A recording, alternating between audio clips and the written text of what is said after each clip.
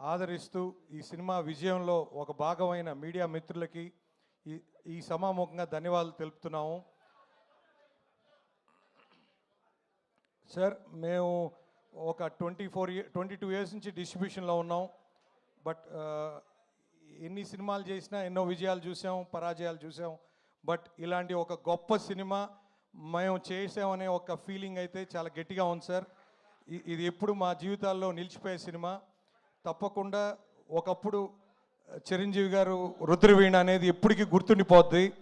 అలాంటి తర్వాత ఇప్పుడు రామ్ చరణ్ గారి నుంచి వచ్చిన పెద్ద సినిమా సార్ ఇప్పుడు ఈ రోజుల్లో చాలా అవసరం sir. Present burning issue director గారు చూపించినట్టు ప్రతి ఒక్కరూ క్యాండీ క్రష్ అని చెప్పి, పిఎస్పి అని చెప్పి ఎవరు ఒక స్పోర్ట్స్ అనే ఒక ఐడియాలజీయే మిస్ అయిపోయారు.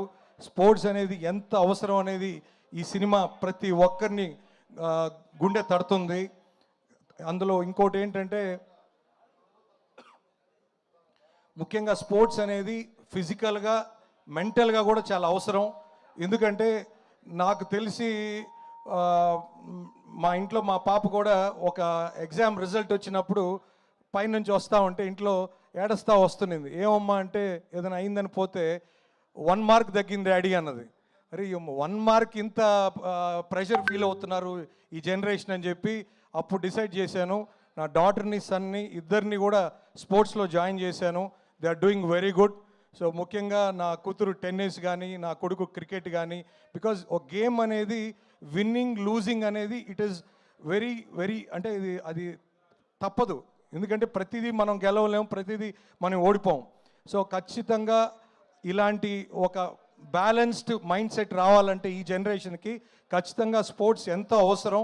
అది ఎవరు చెప్తే జనాలకు వెళ్తుంది, ఎవరు దాన్ని ప్రజెంట్ చేస్తే జనాలు మ్యాక్సిమం పీపుల్ రీచ్ అవుద్ది అని అంటే సార్ చరణ్ గారు అది మీ వల్లే జరిగింది.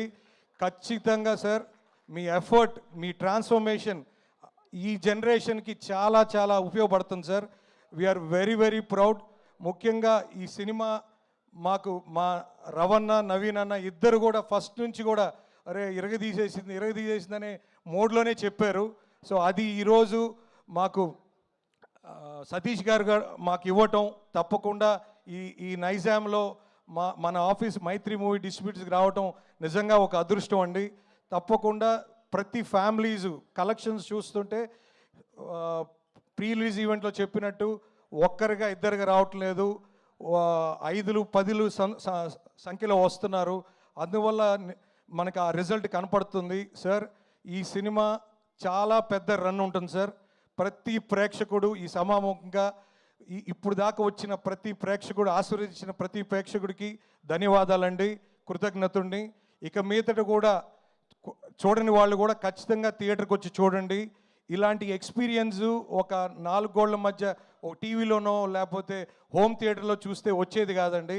ఈ ఎమోషన్ అనేది ఇది పబ్లిక్ కమ్యూనిటీ వాచింగే కరెక్టు. అందులో మ్యూజిక్ సూపర్ సార్. సార్ ఈ మధ్యకాలంలో ఎంతో గ్యాప్ వచ్చిన బుచ్చిబాబు గారు ఏఆర్ రెహమాన్ గారి చేత అద్భుతంగా చేయించుకున్నారు. అది మీకే సాధ్యమైంది. ఖచ్చితంగా please watch this film in theatres. ముఖ్యంగా ఆర్ఆర్ అయితే ఎక్స్ట్రాడినరీ సార్. నెక్స్ట్ జగత్ బాబు గారు మీరు కూడా ఎక్స్ట్రాడినరీ సార్. అసలు మీ సీన్ నుంచే మా హీరో చూపించే ఎమోషన్ ఒక ఎక్స్ట్రాడినరీ ఎలివేషన్. అదే సీను ఇంటర్వెల్ ముందు చాలా బాగా వచ్చింది సార్. ముఖ్యంగా మాకు ఈ 4 డేస్లో కూడా రామ్ చరణ్ గారి కెరియర్లో హయ్యెస్ట్ రికార్డు దిశగా పోతా ఉంది సినిమా. ఇంకా ఎన్నో రికార్డులు దాటి ఇంకా ముందుకెళ్ళి చాలా పెద్ద నెంబర్కి చేరుతుందని ఆశిస్తూ ఈ సినిమాని ఆదరించిన అభిమానులకి, చిరంజీవి గారి అభిమానులకి, రామ్ చరణ్ గారి అభిమానులకి, మా పవన్ కళ్యాణ్ గారి అభిమానుల గారికి, అందరికీ, ప్రేక్షక దేవుళ్ళందరికీ ధన్యవాదాలు తెలుపుకుంటూ సెలవు తీసుకున్నానండి. థ్యాంక్స్.